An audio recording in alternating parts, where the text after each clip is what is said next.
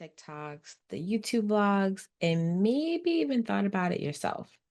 Should I go on a cruise? Before you pack those bags and hit the seas, let's talk about it. The real pros and cons of cruising. From someone who's done a lot of cruising for both personal and high-end clients experience, there's a lot of information and making sure that it is also the right fit for you. So before I dive in, my name is Tysheda. I am the founder of Luxury Travels by Dreamy Designer Events and your go-to expert in all curated, elevated, transformational experiences global. Don't forget to like this video and subscribe so you'll never miss any of our destination insights each month, retreat planning, and some real talk about things that you really should know ahead of time. So let's go in. So first, I want to go into some of the pros. So with cruising, there's a lot of different things to consider. But some of my top pros are multiple destinations in one trip. You get to unpack once, wake up in a new city, new destination, or even new country every single day. Some days you may be at sea, but it's just your transition to getting from one location to the other. That magic is perfect for those who want to explore more without the stressful logistics and packing up and repacking each and every time you're experiencing a new city. There's something for everyone. Whether you're traveling solo, with a partner, family, or even corporations, retreats, cruising has a lot of options. Everything from your spas, comedy shows, dance classes, kids clubs, restaurants, adults only, and so much more. It's kind of where it's like that one-stop shop. Some cruise lines even have areas for the kids to just be at. The parents can be able to check them in. They can enjoy their self, and the parents can enjoy them as well. Then they also have things for just for solo travelers, so you can mix and mingle, meeting other people who are traveling by themselves, just so you can have that fully immersive experience.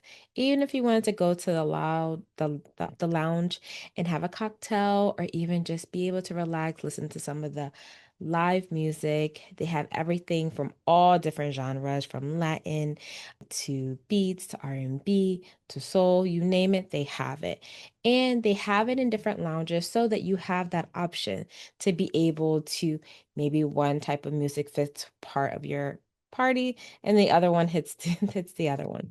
So they have a lot of things for everyone to enjoy. It has an inclusive vibe. So most of your meals, entertainment, and the activities on board the ship are included. So it makes it where you get that more of an all-inclusive experience. So you're not like nickel and diming and having to pay for every single thing, every meal, every interaction, things you're doing it. You can kind of have a peace of mind that most of your stuff is included and you don't have to worry about worrying about it. And it can help you budget ahead so you can know all you're looking at is like spending money, which is that's important as well. And they also have built-in downtime. So these are your days at sea. Your days at sea are not only just getting you from one location to the other, but it is your time where you can relax. You can either be on your balcony. If you don't have a balcony in your cabin, they have decks where it goes all around the cruise. You can relax, enjoy yourself. They have things that you can do where it kind of can get you more at home, listening to the music, reflecting, journaling, and just doing nothing so that you can really take a moment for yourself before getting into it. You can also have these could be your wellness days, so you can do the spa, massage, take a moment to breathe. They do have a fitness room. So they have so many different ways to really be able to hone in and enjoy yourself. Cruise lines are honestly leveling up from private island experience to luxury suites with butlers. Today's cruise ships offer so much more than they ever did years ago. And they almost give you that resort style experience, but just on the water. So it really kind of gives you, I would probably say, where you can almost be like staying at a five-star experience while you're on a cruise, getting all the top end treatment, but not have to worry about the going from one place to the other, multiple hotels, multiple transportation, whether you're taking the train, planes, whichever, it definitely gives you insights. I also kind of tell people it's almost kind of like a teaser. You get a chance to experience each of these islands, cities, countries, each time you are stopping there and at their port. It almost gives you a glimpse of it. So some places you're like, oh my God, I'm so happy that I went there and they were so amazing. But I may not necessarily need to actually physically go there and stay at that particular destination. And then there's other ones where you're like, wow, this was truly amazing. I think I personally need to plan like another experience to go directly there and also maybe bring a group of people with me, maybe do a retreat, or maybe just go by myself so that I can really enjoy myself. That's why it's kind of like it's really nice that gives you like those teasers to definitely be able to take it all in and kind of feel a little bit more where you're like, oh wow, like this is amazing. Or sometimes people go on them and they just want to relax. They want to just enjoy themselves. They want to not have to worry about anything. They kind of like, I may get off of the boat. I may not. Because even if you have a day at port, especially for a lot of our season cruisers or season travelers where they want to relax and they don't know if they want to get on the boat, you don't have to. People stay on the boat all the time. They relax. They be able to enjoy themselves, stay on the deck. There's food places open. They also do have some things to do as well. So it kind of fits a little bit of no matter what you're looking for, you have that right there at the fingers, right at the tips of your finger. So now let's go through the cons. So as much as I love cruising and as much as it has to offer, let's be real, it's not for everybody. And also, every single cruise line, every single cruise ship, and every single cruise itinerary is different. And again, it's not for everyone. And that's okay because there's so many different ways of experiencing it, regardless of whether you're traveling individually or you're traveling for a retreat or a conference or whatever you are looking to be able to have your goal for. There's a number of ways of doing it. However, as always, I do want to let you know what some of the cons are. So, for people who get seasick, ooh, this is like number one. It's motion sickness is real. And for people who don't get it, sometimes you may not even realize it even when you're feeling a slight movement. People who get motion sickness, yes. Even with the pills, the patches, anything in that manner, sometimes people who get it, they just get it really bad. And none of the things that they have really work. They may work a little bit, but not too much. So there's a lot of ways to prep ahead of time in terms of getting the things that you need. But if someone suffers from seasickness very bad, or I would normally recommend if they really want to do a cruise, start off with a shorter cruise. So do like a 3-day cruise to kind of get your feet wet to see how you really do on it. Make sure you definitely have all your motion sickness stuff, but definitely do that. I also have people who are horribly sick any type of cruising and they don't want to do it, and that's fine because there's a lot of ways to experience different places. That goes from all inclusives, you can do guided tours, there's a number of ways. So and when in doubt, there's ways to experience it, there's ways to do the retreats, the conferences, and all in between. These are just some things just to keep mindful of if you're thinking about it. Also, this is one that is very big, the limited time and destination. You, just like I said before, all you're getting is a taste. It's kind of like when you have like a taste sampling and they give you a little bit of 5 different options. It's literally just a little bit, is not a lot. So if you're someone who loves immersing yourself into local culture and you like to actually be able to get a taste of each of the places and be able to see them, walk around, be with the locals, this may feel a little bit rushed for you because again, you have a time frame. Some places, depending on the itinerary, you could be there from 9 to 6, sometimes can be 8 to 5, some could be shorter, some could be longer. But again, like I said, you are literally there for either part or the full day. So if you really want to experience it and things of that manner, this may be a little bit different. There are options out there, but this one may be a little bit more rushed for what you're looking for. And this is another one. You're on their schedule. Do not get that confused. If you think they're on your schedule, you have went to the wrong type of situation. No, you are 100% on their schedule. Therefore, the time that they tell you that they arrive and the time they say to get on that boat before you leave is very important. That means they run on an itinerary because they have to make sure they leave at a certain time to get to their next port in time. Even if you have a day at sea, that day at sea was specifically put there so that you can make sure so that they can make sure that you guys get to where you have to get to in time to make it back home in time, which means you don't get to wander, change your plans midways and go somewhere a little bit further. If you're looking for spontaneous things of that manner, you may be a little bit more restrictive because you only can do so much within that time frame. And if you are not there, as I said before, the cruise will leave and then you have a bigger problem on your hands. So those are things just to kind of keep in mind.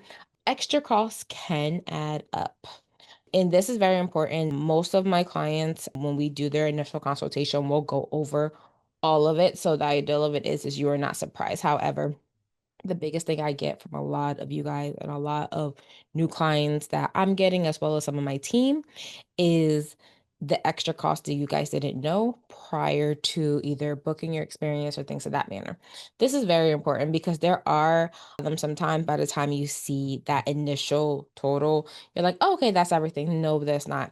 This comes down to gratuities, excursions, specialty dining, drink packaging. Not everything is included on every single cruise line, and not everything is included in any type of experience. So these are all things that's very important to make sure you either know, especially another one is also when you're looking at a cruise, especially if you have to go somewhere, take consideration the flight, the transfers, when you have to fly in. That's also another thing that's very important. I know people do it, and honestly, give full disclaimers ahead of time. 9 times out of 10, if you're on a cruise and you have to fly in, we highly, highly, highly recommend you fly in the day before. Between flight delays, flight schedule changes, anything of that manner, flying in the day of your cruise, it could go perfectly fine because I've had seen that have happened. However, when it doesn't go perfectly fine, it goes horribly wrong because those cruise things, the same way as they're on a time schedule when you're in each port, they're on a time schedule to get on that ship. They close it off at a certain time because they have to do other procedures to make sure that everything's wrapped up, put a bow on it, and they're leaving on time when they're supposed to because again, most of these cruise ports, they have cruises coming in, going out all throughout the day, every single day. So typically, if you're flying in for a cruise, it's highly recommended to come in the day before so that you can alleviate any possible problems. It doesn't matter what time you come in. Try to come in the day before, get an easy airport overnight hotel or a hotel close to the port so that you can make sure you are already there the day your cruise leaves. And another thing is it's not always the most culturally immersive experience. So let's be real. Some ports are built for tourists because there's a huge ship and they want to make sure that if you're not doing an excursion off of where they're dropping you off, that you are still able to do things. So it can be hard to find some of the authentic and local experiences without guidance. So I say this to say that it's very important. Tours are so important for these type of situations because the tour is the only thing that's going to be able to pick you up and take you further away from where the cruise port is. 9 times out of 10, if you're at where the cruise is, that area was built for tourists. That was built for thousands of people coming in and going out.